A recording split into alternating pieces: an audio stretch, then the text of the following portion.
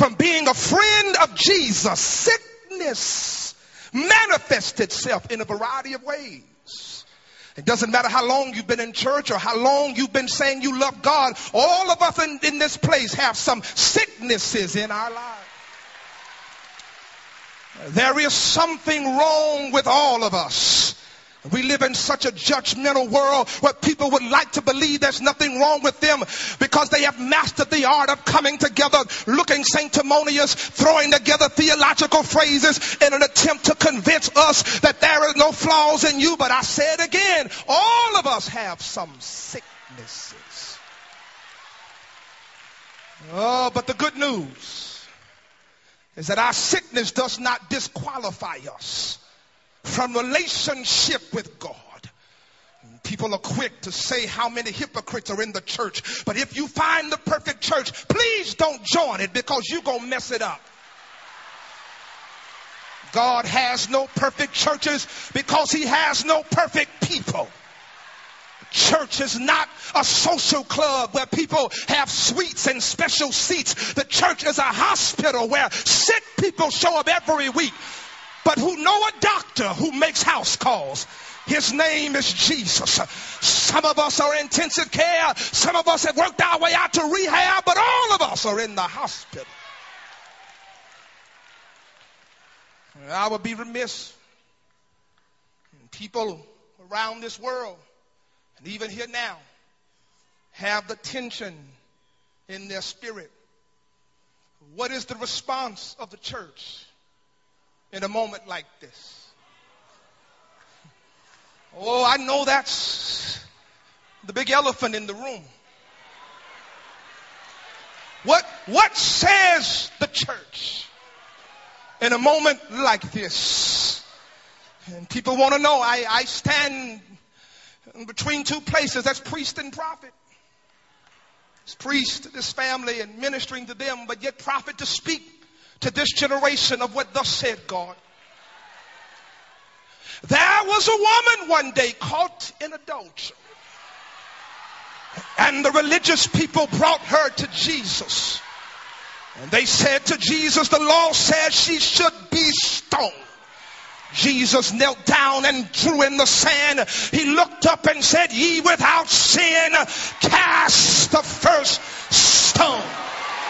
They began to drop their stones from the youngest to the oldest. And I have come to declare over America and over this world, it's time to have a stone dropping service. Drop your stone. Next time you write about Steve McNair, drop your stone.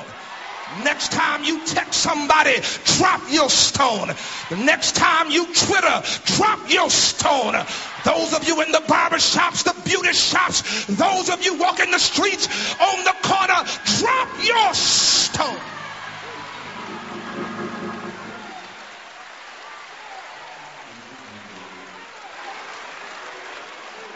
What I do know about this man was that he loved God. Though he was just like us, imperfect, but he knew God. I remember in 2005, Shell, you know this, after my wife passed away, I was driving down the street and looked at my phone, and there it was, Steve. And he just had a way of just saying, Bishop, I just want you to know, man, I'm thinking about you and praying for you. He knew God. When he went to Baltimore and brought the team by the house, he said, I want my bishop to come by and pray. I didn't know if he wanted me to pray for the victory of the Ravens or the Titans. But I prayed. And then late one night when I believe he had talked with some of his teammates, and he called me about 11:30 one night and said, Bishop, I need to talk to you about my career. I just need a word of wisdom. And I shared with him that night, and I prayed with him and told him to think about his children and his wife and to think about his body, and he had nothing else to prove. And that next morning, he announced his retirement. Mary and Martha said, if you had been here, this would not have happened. But Jesus answered the question and said, I am the resurrection. That what you are looking for is standing in front of you. And for those of you who are wondering where God is in this, Jesus says, I am. When you ask who's going to help you get through this, he says, I am. When you ask who's going to be my Father now, remember he says, I am. When you ask who's going to give me peace at night, Michelle, to help me sleep, he says, I am. When Jesus shows up, they buried Lazarus. It had been 4 days, and after 4 days, the Hebrews believed decomposition sets in. There is no possibility of hope. And Jesus says, show me where you lay him. Because there is possibility among those who we have written off. And those in the crowd, even his own sister, some in his own family said, but wait a minute, Jesus, he stinks. He's been dead 4 days. He stinks. And isn't it amazing how we live in a world where we would define people by their conditions rather than their contributions? We define people by their problems rather than their potential. People are captivated by the stench in our lives, but there will be some stench in all of our lives when we die. But thank God that when they called him stinky,